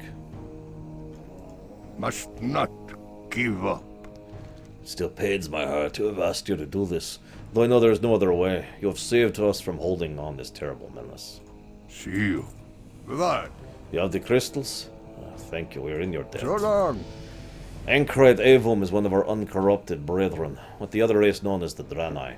He came to the harborage to heal us and to try to find a cure. It is he who sent me here to collect crystals. He watches over a very sick friend now. Despite sending word to the Exodar itself, he has not found any aid. Will you please bring these crystals to him? Go on. Of course I will. But first, I want to take a picture of this army over here, because it's kind of crazy. Excuse me? Everyone at attention? For the Alliance. Evidently. Can I help you? More black on you than red. That's what I like to see. You've got what it takes. Farewell. We've had strikes on our own lumber line while you were gone. This should at least put on equal footing. Good work. Be careful. By the way, the name of all Farewell. of these quests is... well, the majority of the quest is the quest names from... Like, that quest was... The previous quest was Orcs and Humans. The next one's Tide of Darkness. Because, Warcraft 2. The battle's proceeding just the way I wanted it. With their warriors exhausted, I've sent in the cavalry. What I wasn't expecting was ogres. Our knights are well matched against the brutes, but you're going to need my help. I need you back on the field right away. Few can bring down an ogre on foot, but I think I can count on you. Get it? Knights and ogres are added to the battle in the quest that's named after Warcraft 2? No? Okay. See you around. Just killing ogres won't be enough. The ogres themselves are being summoned into the battlefield way too rapidly. I need you to go behind enemy line and kill their summoners. We're using warlocks to bring reinforcements in. Cut the warlocks down and close the portals. Be careful. We've taken more than we've lost, but we're still lost too much. Too many brave men have given their lives for the Alliance. I want to make sure they're given proper honors, no matter how fierce the battle gets. Take these flags and place them on fallen soldiers. The protective wards won't offer them much protection, but it's better than nothing. I'll be able to better judge how many we've lost from a distance as well. Safe travels.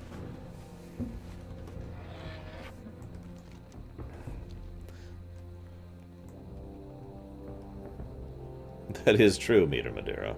Although, it could be argued that they could still have worked that into the lore. It wouldn't be too hard for a race on a planet, a race as long-lived as they are, to become shamans, you know?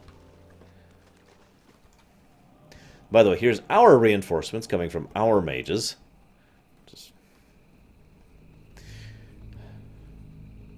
So you notice, like, all of the regular soldiers are dead. Now it's all ogres and knights.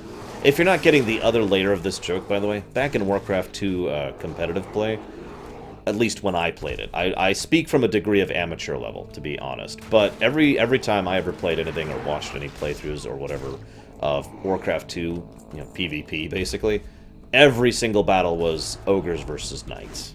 Ogre mages versus paladins at the higher level, you know. Like, everything devolved to that. And I have to be completely honest with that, I was just as guilty of that as anyone else. My armies leaned on knights and on ogres. Like, heavily. I would agree, Warcraft 3, despite a few issues, has aged fairly well. Oh yeah, no kidding, Meter Madeira. That was messed up. Of course, the story of Murad is pretty bad, too.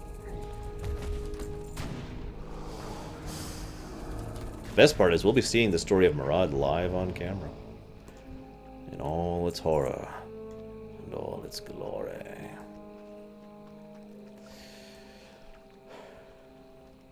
Alright, be honest. How many of you played Warcraft 2 and had your armies lean heavily on ogres and or knights? Be honest. Come on. There's no shame in it.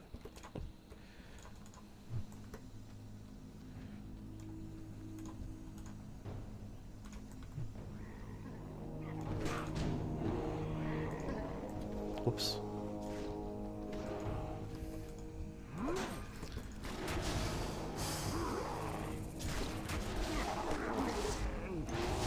Yeah, it's called StarCraft 2, Ariel.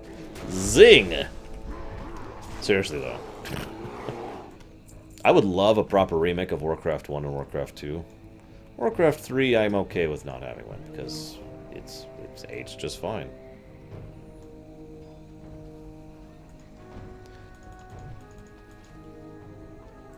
Let's see. Issues with Warcraft 3.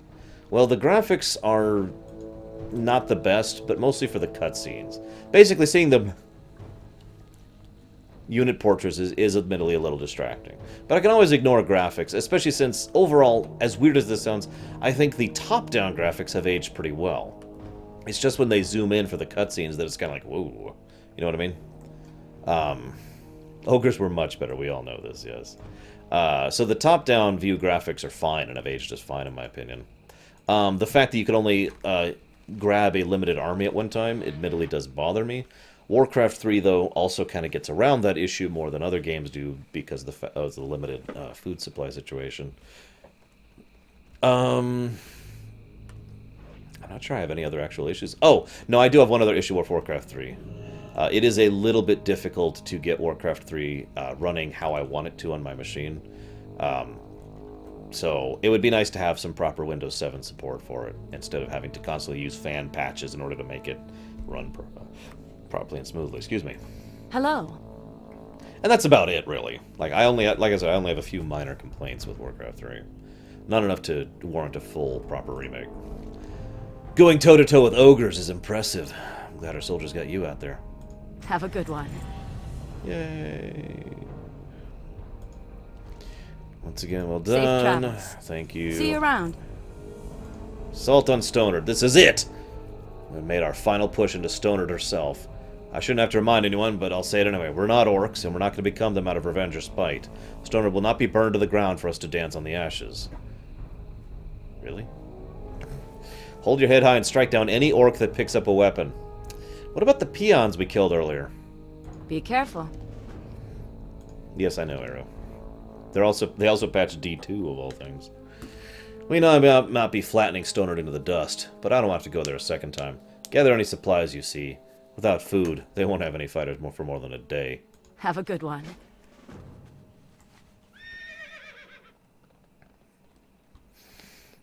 I'm totally down with that, Nicholas. I would drop $60 flat, without question, on a proper remake bundle of Warcraft 1, 2, and 3. Just done.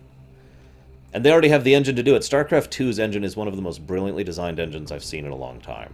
It is so malleable and so flexible and so smooth. Bam!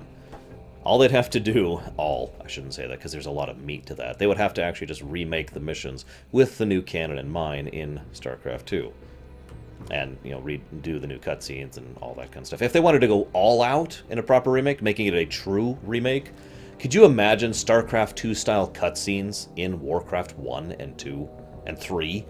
Wouldn't that be awesome? To explain what I mean, I'm talking about the scenes like where you're on the bridge and then there's this cutscene where Horner talks with Raynor and blah, blah. I'm not talking about the pre-rendered. I'm talking about the in-game engine-rendered ones. Wouldn't that be sweet to see that? But that will never happen, so whatever. Death to Stonard and to the living. Death, death, death. Live for the Scourge.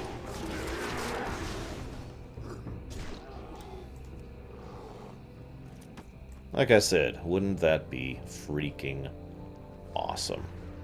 Exactly, Nicholas, because we're codifying the canon now with the Chronicles books.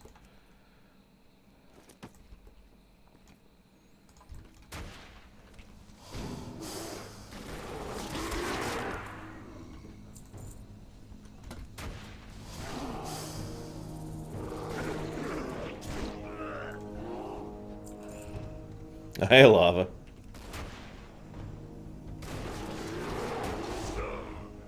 I'm telling you, I would buy the hell out of that.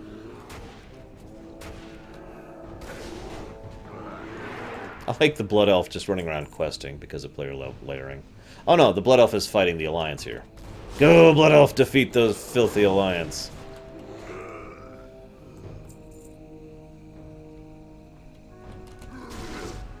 Yeah, I know, right? We're actually in the enemy town here, but we're not PvP flagged because we're on a specific layer, a different phase, specifically designed for this quest. It's funny because they got double duty. This quest actually doubles for the other side. This is why we're not doing this side on both sides, because this is another one of those mirrored sides. So the Alliance quest and the Horde quests are the same. It's the same objectives, it's just swapped between the two. But that, both sides have a big battle there in Stonard. Which, by the way, does mean that canonically the Alliance does win in the Swamp of Sorrows. So that kind of sucks. But it's okay, because Deutsch is here. Hey, Deutsch. What's up, man? Halibut. I like how we've already completed the achievement for quests here. Of course, we only have like 3 left after this. Need help? What's the situation? Good work. With this, it's only a matter of time, but the orcs are fleeing for the portal or begging for surrender.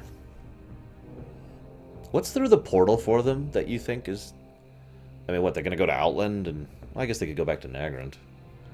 Oh yeah, that's actually right. There's actually a movement amongst several alliance that the orcs should go back to Draenor and go back to Nagrand. The funny thing is, I'm not sure that would fix anything, but it's actually not a bad idea. Really. If the Cenarian expedition put their whole force and effort into restoring Outland to being a proper planet again, it would actually be a fairly livable, fairly long-term solution for them to have a place to live, you know? I'm sure not everyone would take that offer, but, you know, Farewell. whatever. Have a good one. So, we have defeated the Stonered Scum. But now it's time to go defeat the Broken Scum. And I'm going to show off the Lost Ones to you really quick.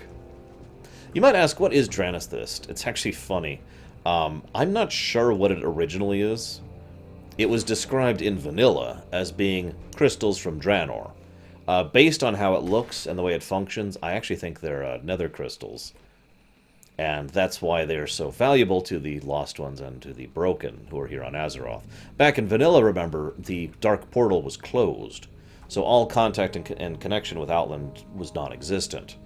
Ergo, the only possible way they had to interact with their home, or anything they had to remind them of home, was the Draenithist crystals. And there was a repeatable quest down here in the Blasted Lands, which could give some really good loot, actually, to get these really different forms of Draenithist and give them to a Lost One in exchange for loot. And the Lost One would constantly make fun of you for it, because he's like, oh, you are so slaveringly greedy, because he viewed the loot as trash, and we were like, oh yes, give me the loot, in exchange for something he valued, which was trash to us. A fairly classic trade scenario there.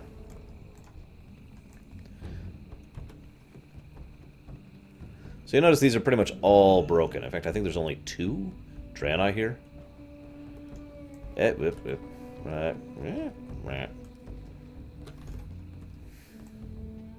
But don't worry, Deutsch, I will show you what I mean by the Lost Ones. May the light embrace you. This is, of course, a Draenei, for those of you who haven't seen them. Those are the Broken. We'll show off the Lost Ones in just a bit. I came here long ago to study our cursed brothers, in search of a way to cure their affliction. Magdor welcomed me with open arms.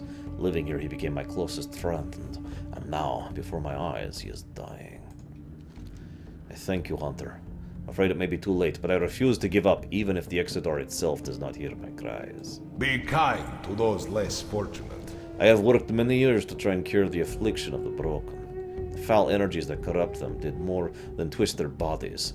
It took the comfort of the light from them. They cannot feel its warmth. I cannot let Magtor pass on into darkness. Before he is worsened, I study Prayer Blossom, a flower that grows in the shifting mire. It grows hardy even in the darkest shade. I beg of you, gather these flowers for me, for Magtor's sake. Dionys Akar. The shifting mire has taken its name from a unique phenomenon.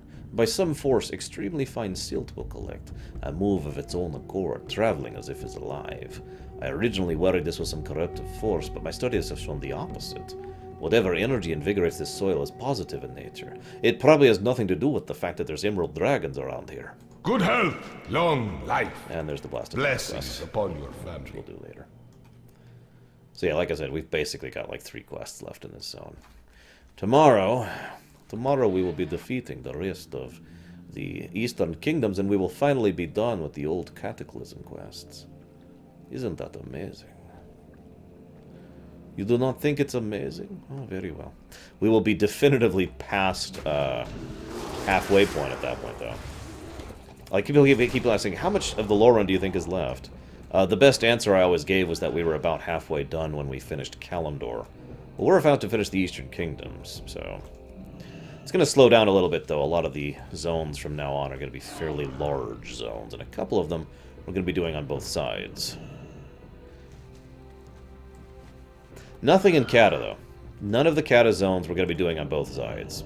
So just a heads up on that. We will be doing Vashir's intro on both sides, and then we'll be doing it not on both sides, if you follow. As much as I enjoy the Horde version of Vashir more, we'll actually be doing the Alliance version of Vashir. The Horde will be saving Hyjal and Deepholm. The Alliance will be doing Vashir and Uldum.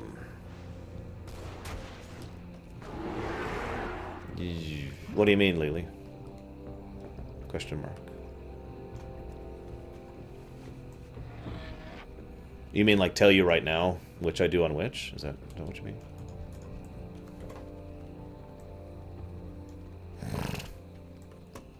Damn it. Oh, the maps that I printed out. I guess I can. I've actually already contradicted my own maps, though. Changed my mind on a couple of things. Live on the fly, so to speak. But yeah, I could post those.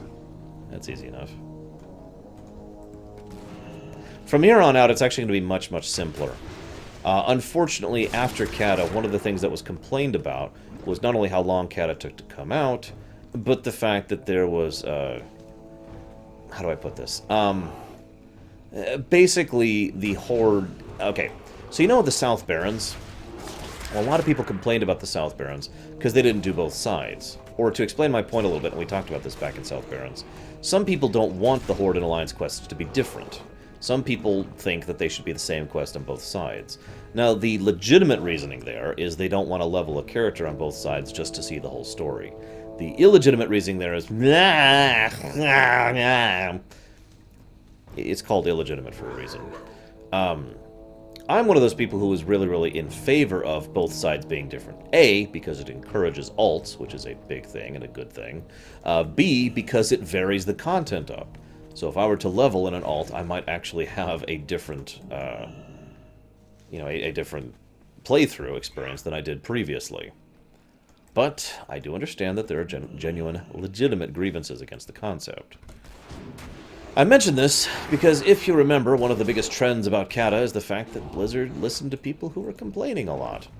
And so, as a result of these significant complainings about what I just mentioned, and that concept, basically from now on, there's much, much, much, much less Alliance or Horde exclusive content. In fact, I could tell you all the Horde and exclusive Alliance content from this point on from memory. And I'm talking about the big stuff. I'm not talking about the little details or the minor cosmetic changes. Questing throughout Pandaria, the quests on in the Jade Forest are different between the Horde and the Alliance about halfway. Literally about halfway. So there's like half the story, and then you get over here, and then there's half the story that's shared, and then here's the other half of the story. Yes, I know that's 3, but whatever. That's pretty much how the Jade Forest works out. Then there's a very small handful of quests in the Krasserang Wilds that are different. And then the rest of Pandaria is basically equivalent, no matter which side you are. When you hit patch 5.1, the Domination Point and the Operation Shield Wall, those are 100% completely different quests, and it's awesome, and I love it. When you hit the Thunder Isle, different scenarios, different storylines, love it, awesome. Siege of Orgrimmar is really barely changed. Basically, which fleet comes in, and the one cutscene changes barely, and that's the only difference. And those are all the differences in Pandaria. In Warlords, it's even less. There's literally only one major difference in Warlords between Alliance and Horde. Horde get Frostfire Ridge, Alliance get Shadowmoon Valley. Everything else is effectively equivalent between the two. In a Legion, we'll see. We'll see how the dichotomy goes between Horde and Alliance. We know there'll be some class content, but... The Legion's end draws near. Have you brought the prayer blossoms? They have always been used by the broken as a remedy since they settled in the swamp. If it soothes the physical form, it might be used for powerful healing. Favor the road traveled by few. Did you get those samples? It'll have to be purified, but this will be most helpful, thank you. Remember the lessons of the past. The Magtor has told me of the shamanism that the broken practice. The great Nabundo, One said that the path of the elements may in a way be another to the light. I can only hope there's some truth in this. The elementals that gather near the Pure Spring Cavern are the source of truly pristine water. They can be chaotic and violent, but the pure water harvested to them will be perfect conduit for the blessings of the light. Do not lose faith. The Grail are the forest spirits that wander the misty valley to the east. Although they resemble imps, they have found no demonic traces amongst the ones I've studied. They are, as far as I can tell, uncorrupted. Those that dwell in the valley move as one with the wind, summoning gusts of breeze. This pure air may be invigorating for my remedy for poor Magdor. Blessings upon your Let's family. go do it then.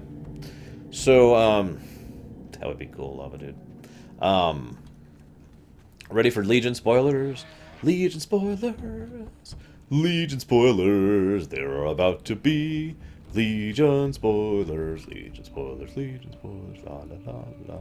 We do know that there's at least one quest chain, literally just the one, that's going to be completely different alliance for the Horde, between the Alliance and the Horde.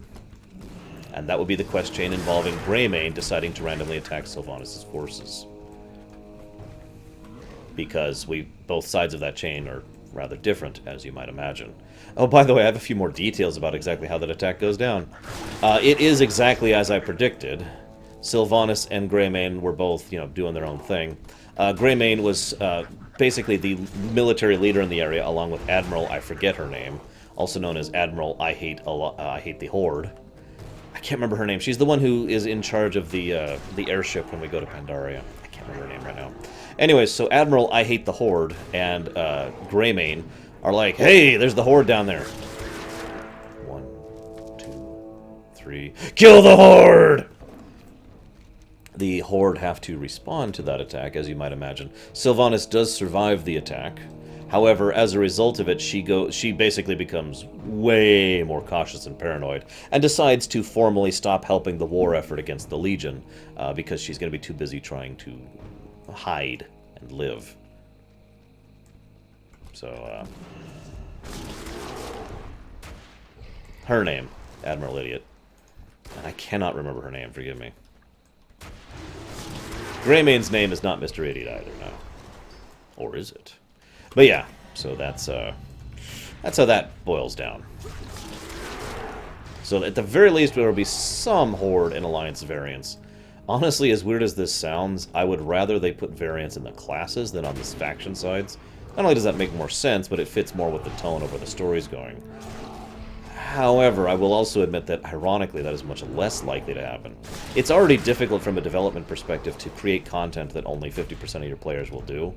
Creating content that a much smaller percent of your players will do, because it's locked to a class, not a side, is a risky venture and hard to justify from a budget perspective. Time and money, both. Mostly money, mostly time at that one, excuse me. Ugh. So, we'll see. I doubt that will happen. Unfortunately, we'll probably see another Warlords situation, aka one big variance in the Alliance and the Horde, and then the rest of it will be just doesn't matter.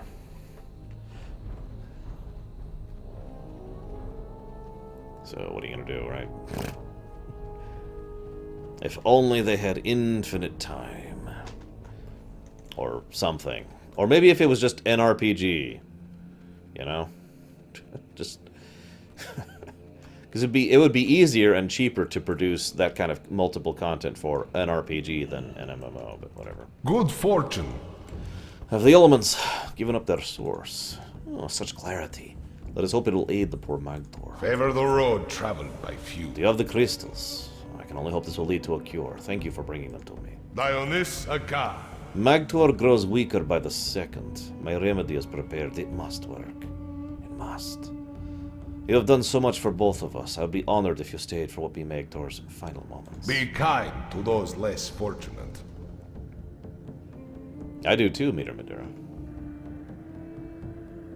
Even now, nothing. Why would the light forsake the innocent?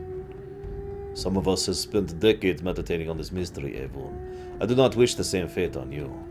Prophet Valen! The light wishes suffering on no one, but it does not reign unopposed in our realm. Even now, the true battle between the forces of light and darkness approaches. We will all be called to join, and in the face of this conflict, all mortal suffering will be meaningless. Magdor, You've endured your plight bravely. Are you ready to return to the embrace of the light? Yes. Then may the light save you and raise you up.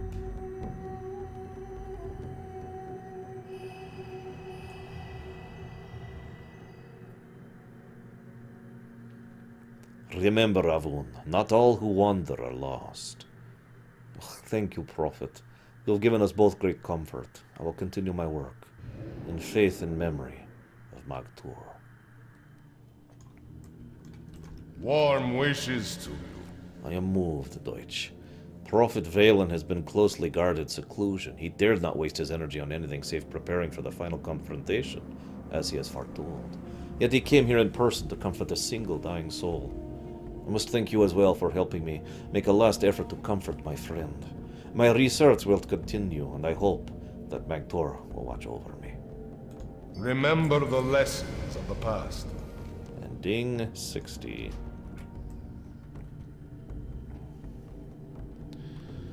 And all who wander are lost. Actually, no.